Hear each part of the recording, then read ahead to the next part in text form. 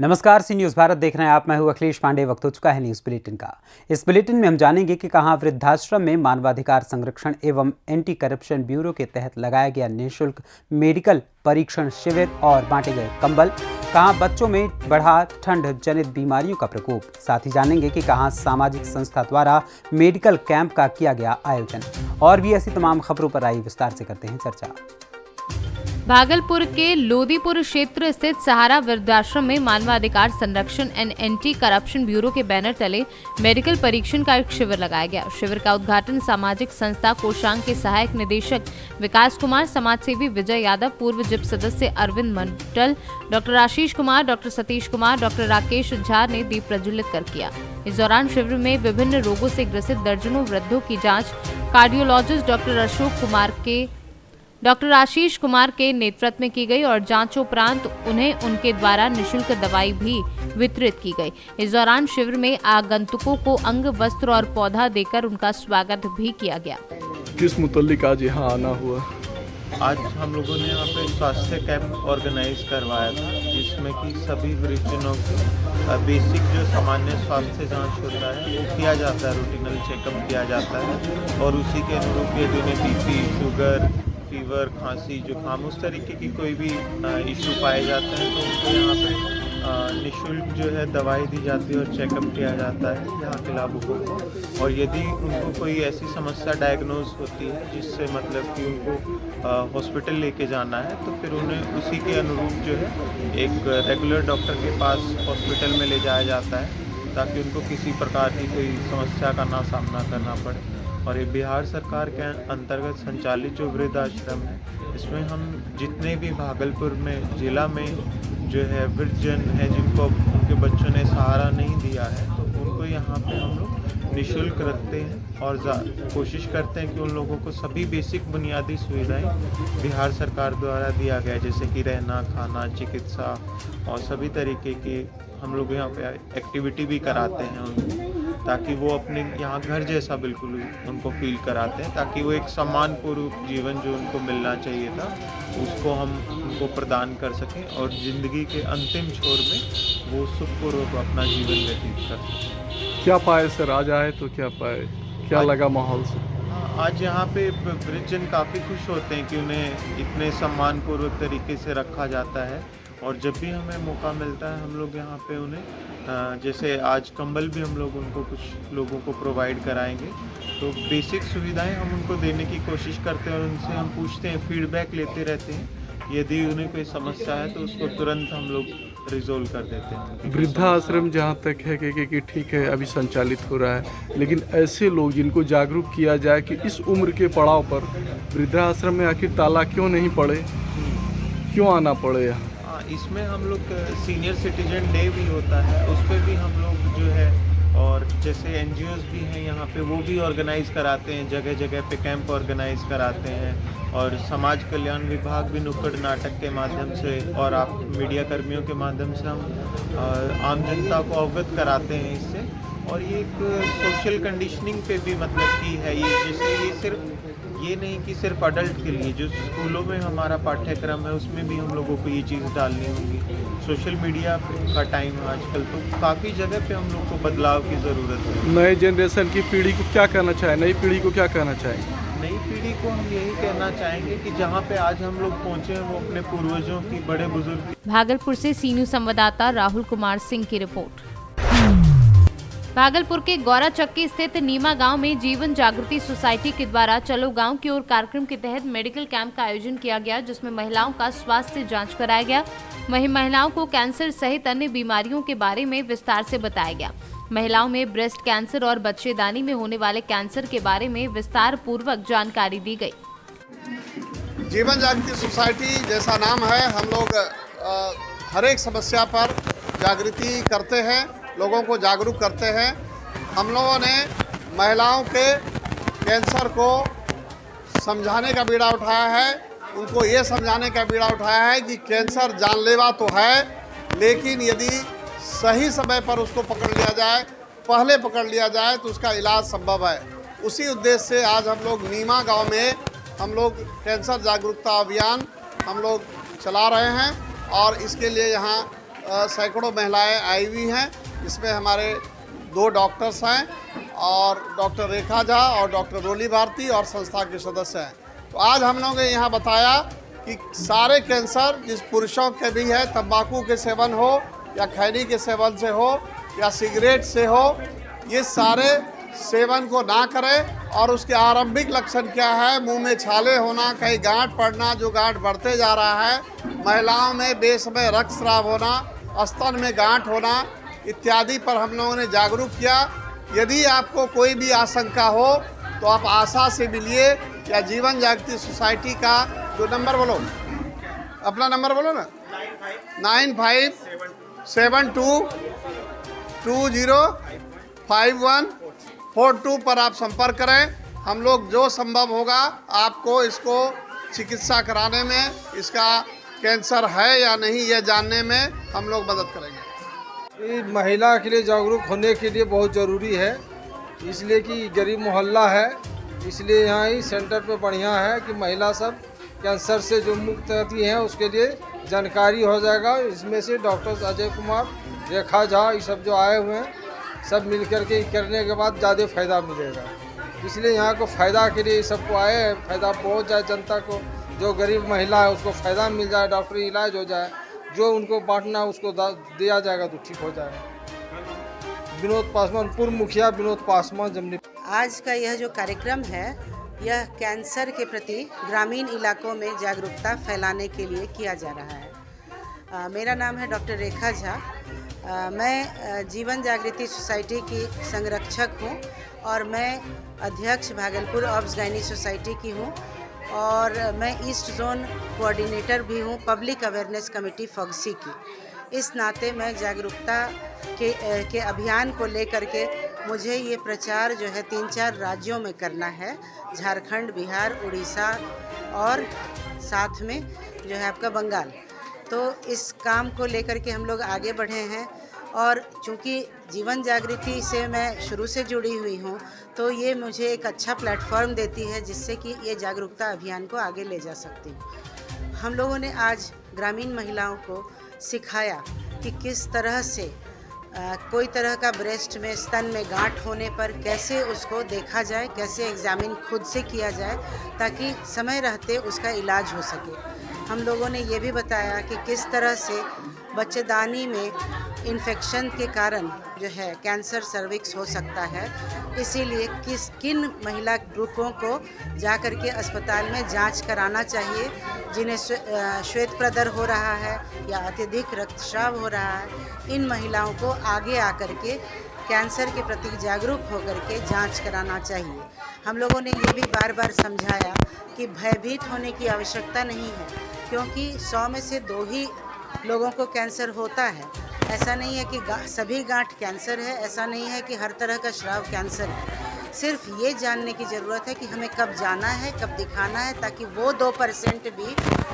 भागलपुर से सीनू संवाददाता राहुल कुमार सिंह की रिपोर्ट।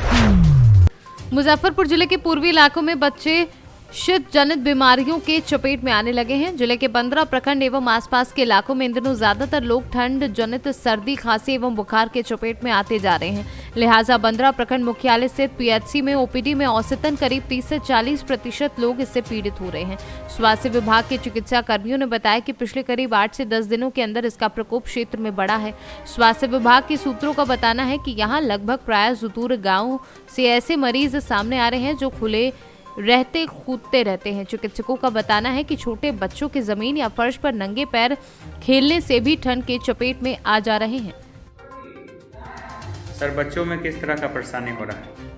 अभी सीजन चेंज हो रहा है, ठंड बढ़ रही है, तो जिस तरह से सर्दी, खांसी, नाक से पानी गिरना, जी, ऐसे पेशेंट्स की संख्या ज़्यादा है।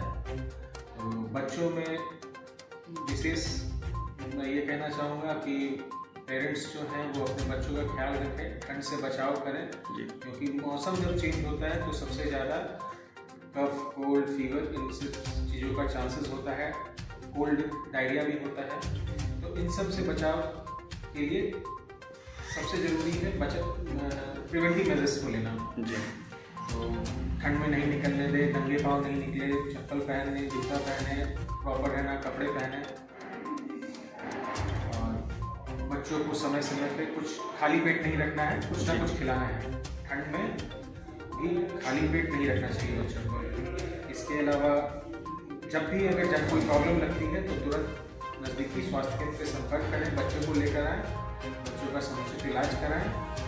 कब से इस तरह से लक्षण दिख रहा है बच्चों में? ये पिछले 10 दिनों से ऐसे बच्चे मिल रहे हैं ज़्यादा।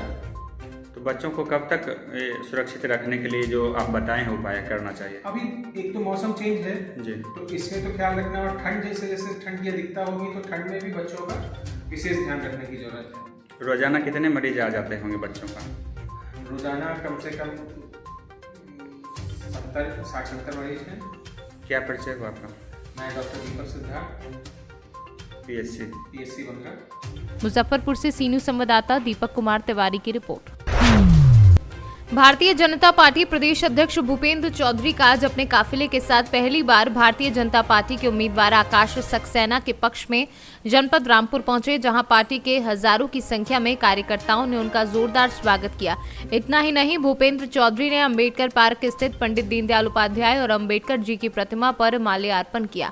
इस दौरान समर्थकों का जन सैलाब उमड़ पड़ा। वहीं भारतीय जनता पार्टी के प्रत्याशी आकाश सक्सेना के समर्थन में पहुंचने के बाद भूपेंद्र चौधरी ने मीडिया से बातचीत की। ले जाएंगे और अपने कार्यकर्ताओं की सक्रियता मेहनत से हम अपने इस विधानसभा के उपचुनाव को भारतीय जनता पार्टी 100% जीतेगी। इस तैयारी को लेकर हम जनता के बीच सपा का गढ़ तो आजमगढ़ भी सपा का ही गढ़ था, लोकसभा भी हम जीते हैं रामपुर की, और कोई गढ़ अब किसी का नहीं है, सारा गढ़ देश भाजपा का है और भारतीय जनता पार्टी मोदी जी के नेतृत्व में सारी सीटें जीतेगी। इस संकल्प के साथ हम आगे बढ़ रहे हैं। निश्चित रूप से हमारे कार्यकर्ताओं की सक्रियता, मेहनत, संपर्क जनता के बीच में है और हम अपनी सरकार का पूरा रिपोर्ट कार्ड लेकर जनता के बीच में हैं और हमें विश्वास है कि मुझे पार्टी को रामपुर की जनता का आशीर्वाद इसमें मिलेगा निश्चित रूप से। और भारतीय जनता पार्टी ने देश के प्रधानमंत्री जी के नेतृत्व में जो हमारा संकल्प है, सबका साथ, सबका विकास और सबका विश्वास, उस फार्मूले के साथ हम लोग आगे बढ़े हैं। निश्चित रूप से सबका आशीर्वाद इसमें आकाश सक्सेना जी को मिलेगा। मुसलमान लगातार जुड़ रहे हैं, क्या कहेंगे? अब भाजपा किसी जाति विशेष वर्ग की पार्टी नहीं है जी, सबको साथ लेकर चल रहे हैं, सबको साथ लेकर चल रहे हैं और हमारा संकल्प है सबकी बेहतरी के लिए काम करेंगे, सबको साथ लेकर चलेंगे। रामपुर से सीनू संवाददाता साजिद खान की रिपोर्ट। थाने से सटे देवरी पारा मुंबरा से धर्मवीर सामाजिक संस्था द्वारा मेडिकल कैंप का आयोजन किया गया, जो करीब 3 दिवसीय कैंप रहेगा। इसमें करीब 100 से ज्यादा लोगों ने अपना हेल्थ चेकअप करवाया।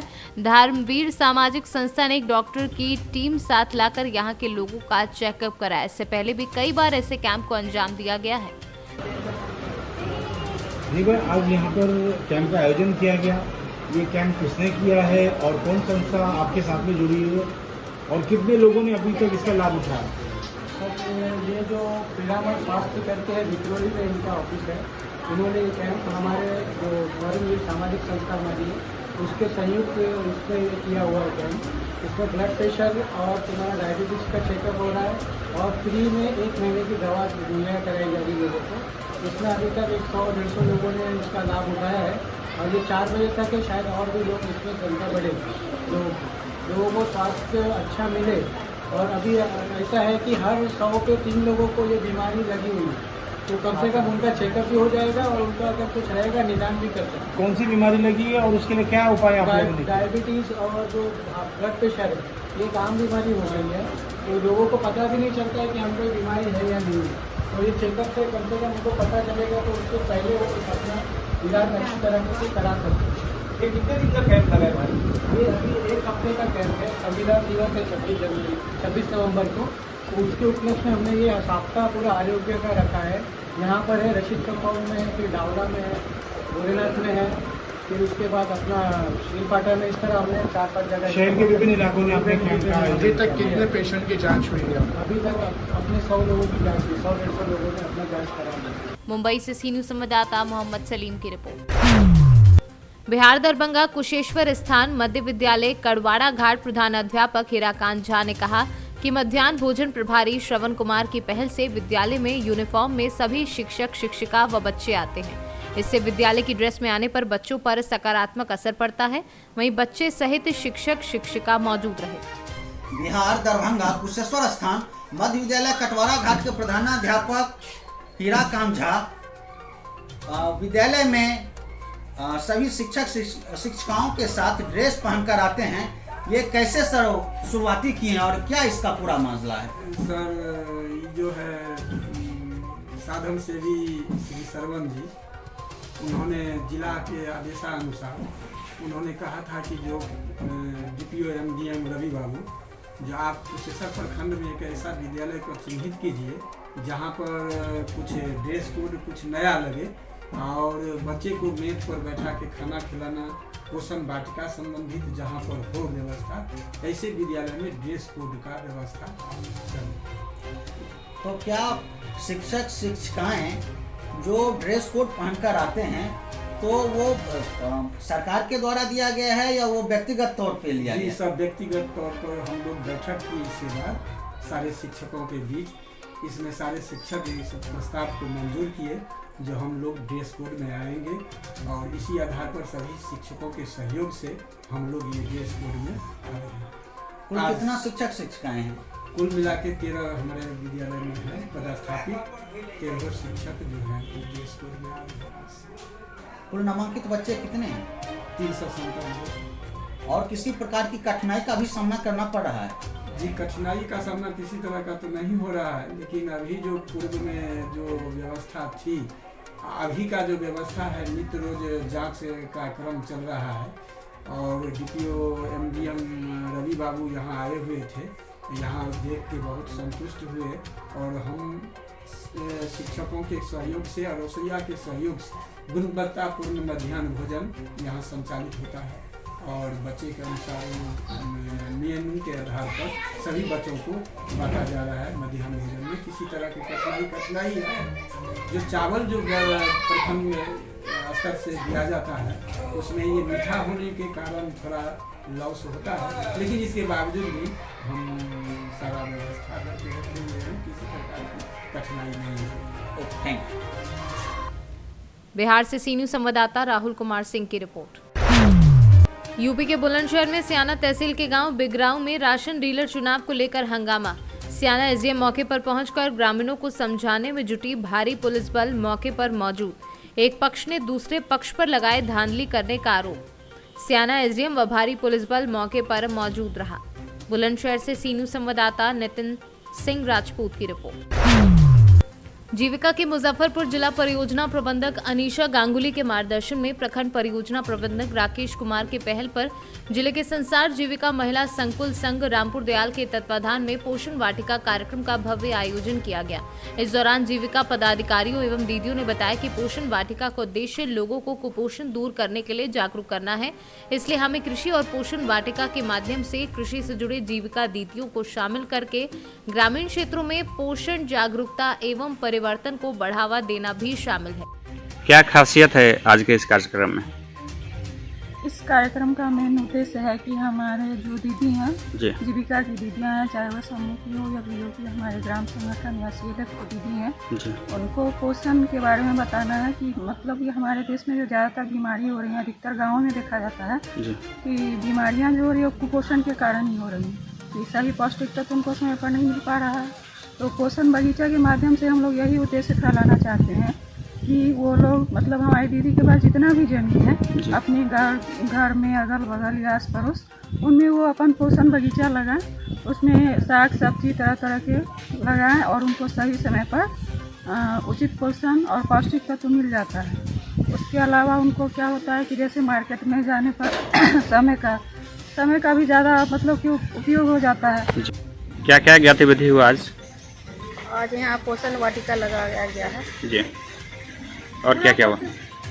पोषण वाटिका लगाया गया। हमारे दीदी हैं जो पोषण वाटिका जिस तरह का लगाया गया उनको देखकर वो आगे उसी तरह की मतलब कि सब्जी जो घर के आगे ज़मीन है खाली पड़ी हुई है उनमें उनको सब्जी लगाना है। 15 तरह का आज यहाँ पर दिखाया गया है उसको आगे वहाँ दीदी देख कर जाएंगी और उस सब्जी को अपने खेत के आगे जो खाली बची हुई ज़मीन है उनमें लगाएंगी और घर के पीछे भी जो थोड़ा इधर उधर पड़ा रहता है ज़मीन उसको ऐसे न करके उसमें सब्जी लगाने से है कि समय पर हरा ताज़ा सब्जी मिलेगा। और हमारी दीदी के अंदर जो तरह तरह की बीमारियां का डर रहता है, रासायनिक खाद हम लोग को नहीं देना है, जैविक खाद का प्रयोग करना है और उसी से सब्जी उगाना है जिससे हमारी दीदी को फ़ायदा पहुँचे और हम सब जीविका दीदी मतलब कि इस खेती को हम लोग करेंगे।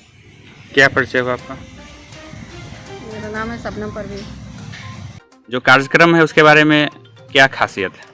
ये जो कार्यक्रम हो रहा है ये जीविका के द्वारा डीपीएम मैडम के दिशा निर्देश में और डीपीएम सर के नेतृत्व में हो रहा है। यह पोषण वाटिका का प्रदर्शनी दीदियों के द्वारा किया जा रहा है। इसका मुख्य उद्देश्य है दीदी और बच्चों में फैल रहे कुपोषण को दूर भगाना।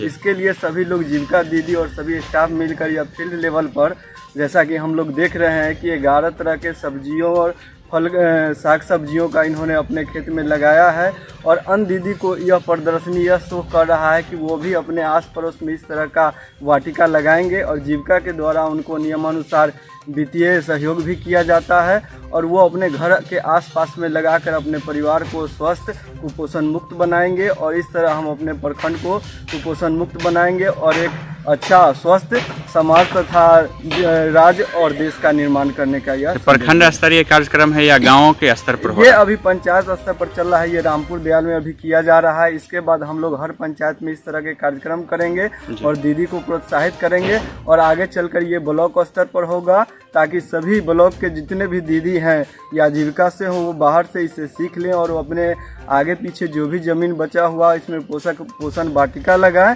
और इससे अपने परिवार को सही स्वस्थ अपना खान पान करें और स्वस्थ कुपोषण को दूर भगाएंगे और ये हम पूरे देश को आज़ादी के अमृत महोत्सव के रूप में मना रहे हैं। क्या परिचय हुआ आपका? जी, मेरा नाम राजीव रंजन, क्षेत्रीय समन्वयक जीविका बांद्रा। मुजफ्फरपुर से सीनू संवाददाता दीपक कुमार तिवारी की रिपोर्ट। पट्टी नगर स्थित रायपुर रोड सामुदायिक स्वास्थ्य केंद्र पर सामने भरत मिलाप की शाम 22 नवंबर को रंगारंग कार्यक्रम होगा जिसमें गैर जनपद से आए झांकी के कलाकार झांकी के माध्यम से लोगों का मनोरंजन करेंगे। वहीं रंगारंग विद्युत लाइट से पट्टी नगर जगमगाया जाएगा। पट्टी नगर सामुदायिक स्वास्थ्य केंद्र के सामने 7वीं बार विद्युत एकता और कलात्मक झांकी का आयोजन किया जा रहा है। इस कार्यक्रम को देखने के लिए पट्टी तहसील क्षेत्र के दर्शक यहाँ पर काफी संख्या में पहुँचते हैं। वहीं भरत मिलाप के दिन जहां सारी रात दर्शक विद्युत एकता और ग्रुप में झांकी देखने के लिए डटे रहते हैं। झांकियों का तथा साउंड का प्रतियोगिता भी होती है जिसकी तैयारियां जोरों पर चल रही हैं। प्रतापगढ़ से सीनू संवाददाता रोहित जायसवाल की रिपोर्ट। खबर मध्य प्रदेश के रीवा जिले के गढ़ थाना क्षेत्र अंतर्गत लालगांव चौकी के गोदरी गांव से है जहां पर सिरमौर जा रही बस स्टीयरिंग फेल होने के कारण हुई दुर्घटनाग्रस्त जिसमें 13 लोग घायल। 3 की हालत गंभीर, घायलों को संजय गांधी अस्पताल में भर्ती कराया गया है।